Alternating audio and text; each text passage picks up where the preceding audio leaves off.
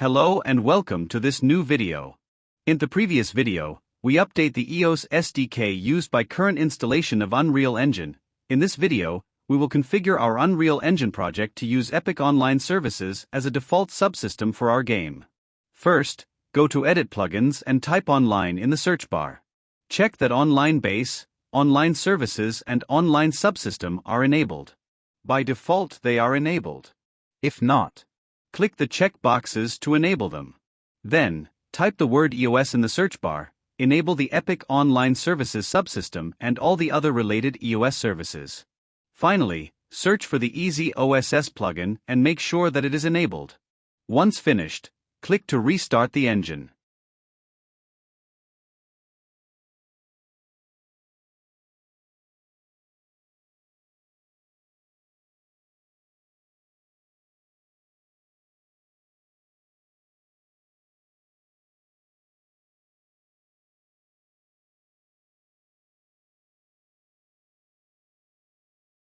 Now we will configure the Online Subsystem EOS plugin. Go to Edit, Project Settings and scroll down to find Online Subsystem EOS plugin under Plugins. Click on it in order to configure it. Here we must fill in the fields according to the product settings that we have already configured in the portal. Basically, we will give the credentials to the plugin. Here you have the official documentation of the plugin. Link in the description. This page can guide you to configure your portal and your Unreal project. I advise you to select your engine version and take a look at this doc to better understand the context of how the plugin works.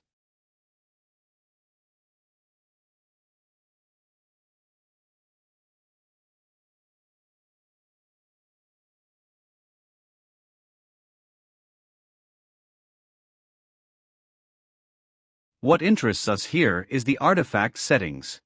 They are the configuration to provide to the EOS plugin, which allow the project to use the product credentials in order to allow the player and the dedicated server to identify themselves and use the game services. Return to the project settings, give a name for the default artifact name field. I give the name of the client dev client which I created in the product settings. Then activate these four boxes. For the title data tags, I leave it empty. We will see that later when we discover the title storage service.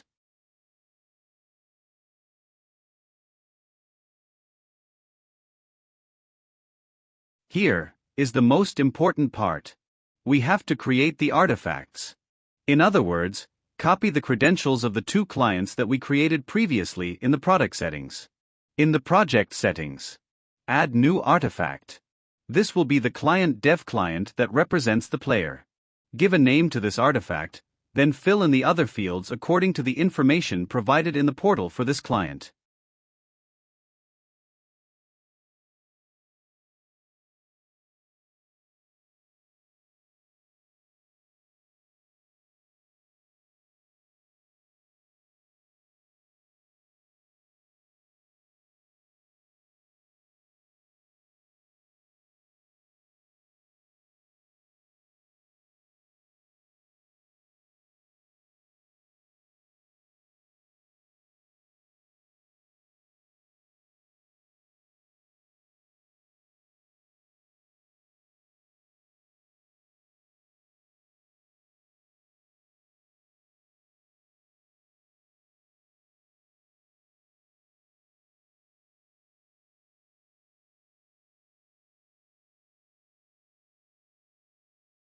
For the client encryption key, you can use the one mentioned in the doc. Be careful, as it is mentioned with this key, you cannot use the storage services.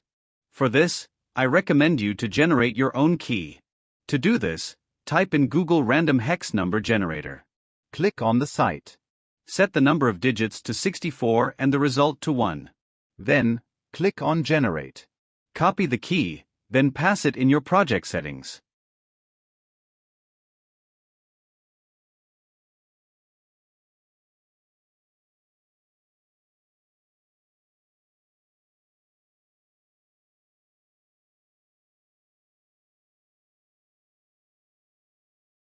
Repeat the process to create the Trusted Server artifact.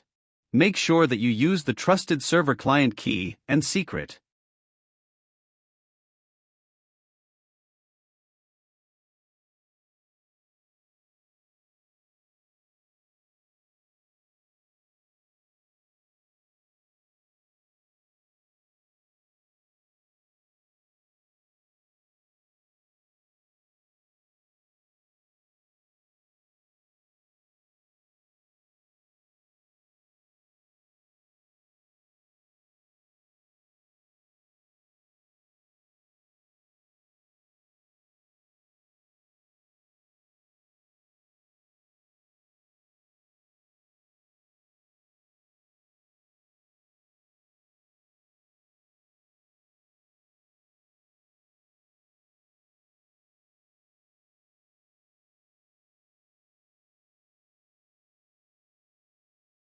I don't touch the EOS Plus configuration, we will see that later in the EOS Plus section.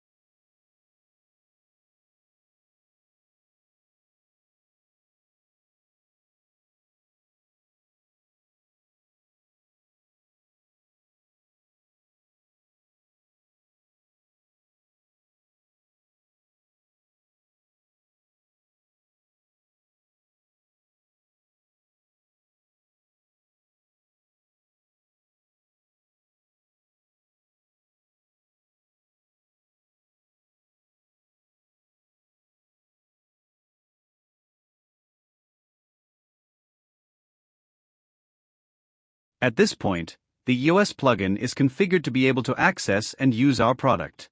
But we still need to configure the project so that it uses the Epic Online Services as a default subsystem. Go to your project folder, then to config, and open the default engine.ini file. Back to the official plugin documentation, scroll down under OSS EOS configuration settings. You can read each section to understand the configuration to add to the default engine file. Copy all the configuration. Then paste them into your default engine file.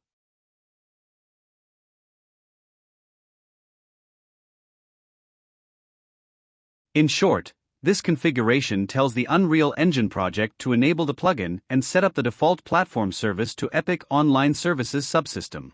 Thus, the game net driver to use, so that the project can use the game services. Moreover, to enable the peer-to-peer socket of EOS. To allow the player to create and join lobby sessions. We will see that later. If you already have EOS configurations in this file, make sure to clean the file before copying the config. Like this, you avoid overwriting existing configurations. Thus, avoid having problems with the plugin. Once done, save the file, then restart your engine like this. The new config takes effect when you launch the editor again. If it's all good, the editor will launch without crashing. Also, you will be able to launch the game in standalone mode.